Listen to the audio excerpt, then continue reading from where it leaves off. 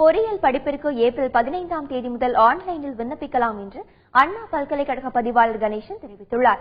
இதுகுறித்து செய்தியாளரிடம் பேசிய அவர், இந்த ஆண்டு முதல் ஆன்லைன் மூலம் விண்ணப்பிக்கலாம் என்று தெரிவித்துள்ளார்.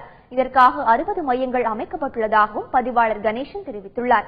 +2 தேர்வு ரிசல்ட் வெளிவந்ததில் இருந்து 7 நாட்களுக்குள் விண்ணப்பங்களை பதிவிறக்கம் செய்து பூர்த்தி செய்யப்பட்ட விண்ணப்பங்களை அனுப்ப வேண்டும் என்றும் அவர் தெரிவித்துள்ளார். தமிழ்நாடு இன்ஜினியரிங் அட்மிஷன் 2016 கலந்தாய்வுக்கு விண்ணப்பங்களுக்கான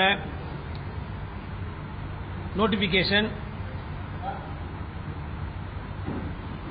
ஏப்ரல் மாதம் 14ஆம் தேதி கொடுக்கப்படும்.